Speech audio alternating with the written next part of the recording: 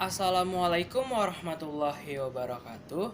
Saya Alif Nova Rabbani dari kelas 11 MIPA 3 ingin menyampaikan sebuah ceramah. Segala puji bagi Tuhan Yang Maha Esa yang telah memberikan limpahan rahmat serta karunia-Nya sehingga pada kesempatan ini kita dapat berkumpul dalam keadaan sehat walafiat. Pada kesempatan kali ini, izinkan saya menyampaikan ceramah saya tentang remaja era milenial. Tidak dipungkiri lagi, kalau generasi kita sekarang ialah generasi milenial. Artinya, generasi yang di tangannya selalu ada sebuah handphone. Upaya yang mereka pikirkan hanya bermain WhatsApp, Instagram, Twitter, dan yang paling penting dan tidak ketinggalan, yaitu bermain game. Ini realita dilakukan semua remaja milenial sekarang. Mereka setiap kali duduk, setiap kali bersantai, setiap kali ngobrol, setiap kali bersantai dan bermain dengan yang lainnya, pasti kalau tidak bermain sosial media, pasti mereka bermain game. Ini fakta loh, bukan cerita dongeng belaka. Kalau kalian tidak percaya, coba kalian tanyakan pada diri kalian sendiri. Apakah saya termasuk dalam remaja milenial atau bukan? Bukan isu lagi kalau remaja milenial sekarang setiap harinya hanya disibukkan update status di Instagram. Dan juga sibuk dengan bermain game, dan yang tak kalah saing, pastinya sibuk berselfie di mana-mana. Pasti kalian sering lihat remaja zaman sekarang kalau ke sekolah selfie, kalau mau makan selfie, minum selfie, di cafe selfie. Bahkan yang lebih parahnya lagi, saat ada kecelakaan malah dia selfie, tidak menolong yang lainnya. Faktanya generasi zaman sekarang mengikuti arus kebarat-baratan, sehingga rasa kepedulian mereka terhadap masyarakat berkurang.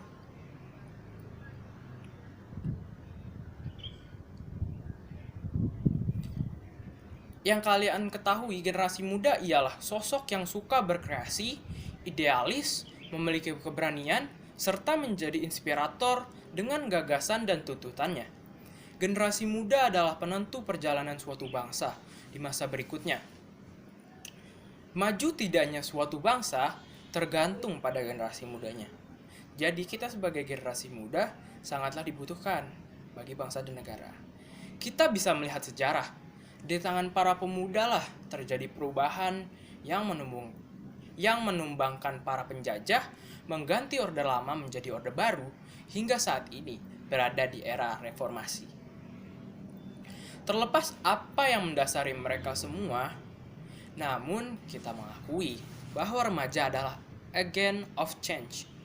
Namun sayang, potensi remaja yang begitu besar tidak disalurkan pada hal yang positif. Kita bisa melihat remaja zaman now sebutannya sangat minim akan prestasinya. Mereka begitu lekat dengan penyimpangan, seperti contohnya pergaulan bebas, penggunaan narkoba, tawuran, geng motor, dan masih banyak lagi bentuk penyimpangan yang dilakukan oleh para remaja.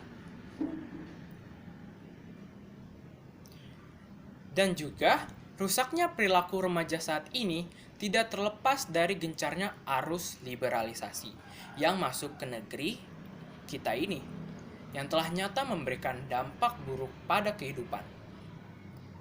Para kapitalis turut menyumbangkan pengaruhnya terhadap kerusakan remaja. Saat ini, melalui berbagai media, baik cetak maupun elektronik, dengan memberikan tayangan-tayangan yang tidak senonoh pada umur yang mereka tonton dan berfungsi untuk mengumbar syahwat atau hawa nafsu. Dan saat itu